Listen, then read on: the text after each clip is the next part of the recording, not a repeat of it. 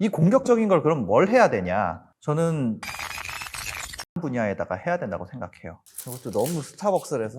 아, 이거 빼니까 더 그렇네. 너무 된장남 같잖아. 나만.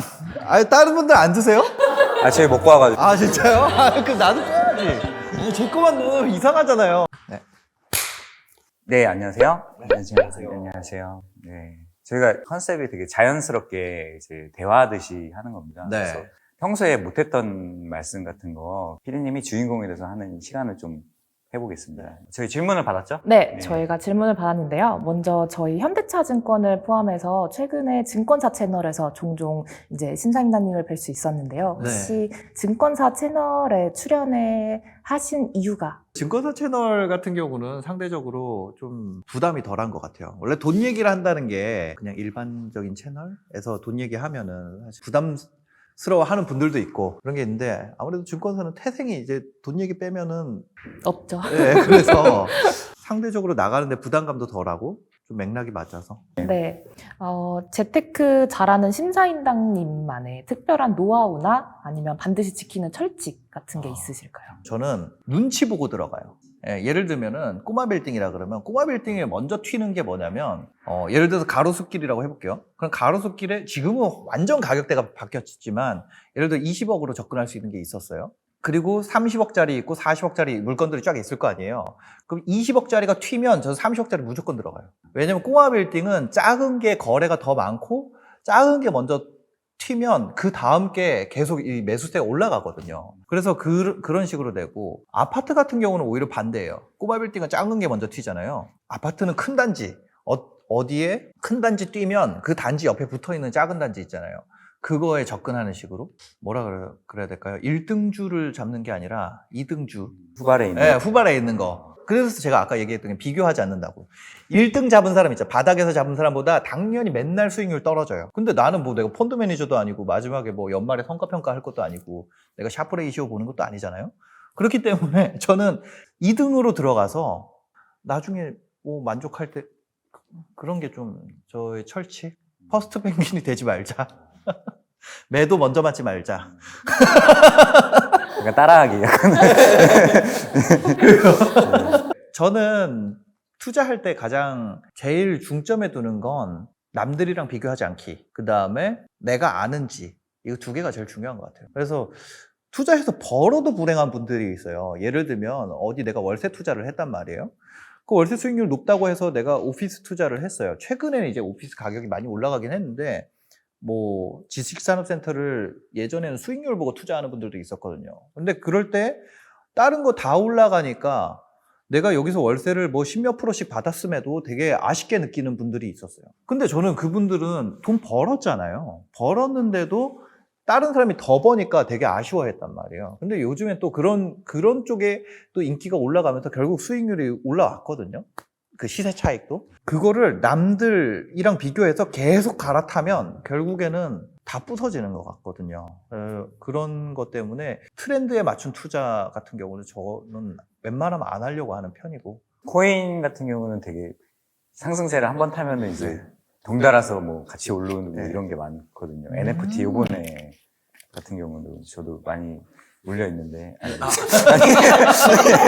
그냥 그 심사임당님이 이제 예전에는 스튜디오 사업을 하다가 이제 뭐 유튜브도 하시고 그다음에 지금 임대 사업도 많이 하시는 것 같은데 내가 이렇게까지 성공하게 된 뭔가 티핑 포인트 뭐 이런 게 있을까요? 있죠. 바로 운입니다. 저 진짜 운빨이에요. 저는 살면서 저 운이 진짜 좋거든요. 연도별로 이게 그 새를 잘 타신 거 타이밍이 진짜 그 어떻게 사람이 진짜 저는 실력보다 성과가 좋았던 것 같아요. 원래 실력보다. 저와 유사하게 이제 인터뷰 채널 하시는 분들도 많고 근데 그 와중에 어떻게 내가 잘 됐을까? 저는 뭐 다른 걸로 설명하기 어려울 것 같아요. 운인 것 같고 다른 분들 컨텐츠도 재밌는 거 많고 그냥 먼저 들어와서 솔직히 그렇게 생각하시잖아요. 아니요. 저는 보면서 이렇게 MZ세대로서 정말 궁금한 부분인데요. 지금 당장 1억이 있다 하면 1억이 있다. 네, 그럼 PD님은 어디에 투자하시고 싶으세요? 지금 1억이 있으면 저는 근데 1억 10억이라는 금액이 사실 인생을 바꾸기에 충분한 돈은 아니에요. 근데 MZ세대처럼 나이가 어릴 때는 자기한테 투자하면 인생이 바뀌거든요. 우리가 직선을 두 개를 놓고 보면 초반의 밀도가 더 중요하잖아요. 그래서 여기에 각을 조금이라도 1억으로 바꿀 수 있으면 나중에 이거를 들어 올리는데 일단 지금 어리고 만약에 소비를 더 좋아한다면 그렇게 하는 게 더 좋지 않을까라는 생각을 해요. 그래서 나이가 어린 분들은 일단은 자기에게 투자하는 게 첫 번째고, 그 다음에 이제 MZ세대 중에 끝물 MZ들이 있어요. 이게 Z세대랑 M세대랑 섞어놔서 그런 건데 차이가 많습니다. 이런 경우에는 이제 투자를 해야겠죠. 미래가 보이는 분들 같은 경우는 사실 직장생활 연차가 10년 차를 넘어가기 때문에 1년에 2천씩 모아도 뭐 2, 3억 이상 모았을 거거든요. 그 중에 1억이라 그러면 일부 자금일 거고, 그럼 그 일부 자금으로 투자한다 그러면 공격적으로 해볼 만하지 않을까. 전체 자금이 아니거든요. 이 공격적인 걸 그럼 뭘 해야 되냐? 저는 자신이 잘 아는 분야에다가 해야 된다고 생각해요. 보면은 저도 채널에 여러 명의 전문가들이 나오는데 부동산 가지고 번 사람도 있고 주식으로 번 사람도 있고 코인으로 번 사람도 있어요. 공통적인 특징은 모두 다 자기 분야에 대한 스터디를 하는 시간이 엄청나게 길었다. 근데 내가 아무것도 모르다가 예를 들어서 누구 전문가가 딱 와서 자 내일 현대차증권 사라고 해서 산다고 부자가 된다면 그렇지가 않잖아요. 실제로 우리가 경험적으로 봤을 때도. 그래서 가장 많이 스터디하고 자신 있는 곳에다가 공격적으로 1억 정도는, 왜냐면 그 또래에는 1억이 있어도 없어도 삶의 위치는 그대로일 거니까. 그거는 이제 대표님 대변해서 말씀해 주신 건데 네네. 진짜 대표님이 1억이 지금 있으면 어떻게 하실 저 거예요? 진짜 1억 있으면요? 네. 저는 지금 1억이 있으면 그냥 가지고 있을 것 같아요. 왜냐면 이미 포지션이 많으니까. 저 같은 경우는 이미 포지션이 많기 때문에 그거에 대비해서 실제로도 지금도 그러고 있어요. 그러니까 저 같은 경우는 원래는 6대 4였어요. 현금 4, 투자한 포지션 6 이렇게 돼 있었는데 저 다 부동산이거든요. 네. 근데 이게 커져가지고 지금 9대 1이 된 거예요. 구가 부동산 된 거예요? 네, 구가 부동산이 되다 보니까 현금이나 뭐 이런 게 들어오면 또 금리 올라간다 그러니까 세금도 계속 바뀌잖아요. 갑자기 세금 더 내라 그러면 어떡해요. 그러니까 그런 걸로 좀. 네. 그럼 아까 처음에 말씀해주신 부분 중에 네. 모으는데 뭔가 초점을 맞추는 사람이신 건가요, 피디님께서? 저는 모으는 게 더 좋아요. 저는 한 달에 400 정도 쓰면, 저 그냥 자유롭게 써도 400가 안 넘더라고요. 그 이상부터는 그냥 다 저축하는 게 저는 더 좋아요. 네. 그 가죽 자켓이 비싸 보이시는데. 이거요? 이거 제가 유튜브 채널에 올렸는데 언제 샀냐면 2011년에 한국경제TV PD일 때 시카고 선물 옵션 박람회가 있어요. 시카고에서 하는 거. 거기에 갔는데 거기서 하루 일정이 돌아오기 전날에 비어가지고 거기 시카고 아울렛에서 그때 샀던 거예요. 네. 근데 뭐 엄청 TMI인가요?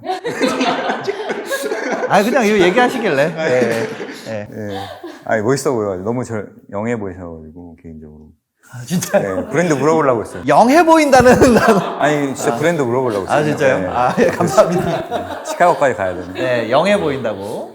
그 작년 올해 공모주 투자 열풍이었는데요. 공모주 투자 혹시 하시나요? 저는 공모주 투자는 안 하고 있어요. 근데 관련된 소식들은 많이 전하는데 그런 얘기가 있더라고요. 실제로 그래요. 그 돈을 엄청나게 갖다 넣어도 실제로 내가 받을 수 있는 건 얼마 안 된다. 균등 배정. 그래서 제가 그런 걸 잘 모르는데 그런 얘기를 하시더라고요. 인건비가 안 나온다. 네. 그 공모주 관련돼서 한마디. 네. 해주세요. 저희 이제 그룹사 중에 하나인 현대 엔지니어링이 이제 네. 내년 초에 상장할 예정인데요. 현대 엔지니어링. 네. 큰 사이클에 있는 주식들에 대한 관심이 많이 올라오는 것 같아요. 저는 댓글을 많이 보잖아요. 댓글이나 의견들. 원래 안 나오거든요. 근데 최근에는 나오더라고요. 뭐, 예를 들어서 뭐 배 만드는 거라든지, 아니면 플랜트라든지, 건설이라든지. 원료 옛날, 원자재. 예, 뭐 차 화정할 때 엄청 예전에 인기 있었던 주식들? 그런 주식에 대한 관심도가 최근에 다시 높아지고 있는 느낌? 그래서 현대 엔지니어링 상장할 때 되면은 뭐 분위기 좋지 않을까? 그런 생각도 듭니다. 네. 혹시 창업을 생각하는 MZ세대 분들께, 꿈나무 분들께 하고 싶으신 얘기가 일단 내가 하려고 그러는 것에서, 비즈니스에서 제일 핵심이 되는 요소가 뭔지 가설을 세우는 거. 이게 1,000원이다. 그럼 이게 비쌀까요? 쌀까요? 상황에 따라 또. 모르잖아요. 그러니까 내가 뭔가를 시작하지 않으면 그 기준이 없어요. 네. 실패 성공의 기준이. 네.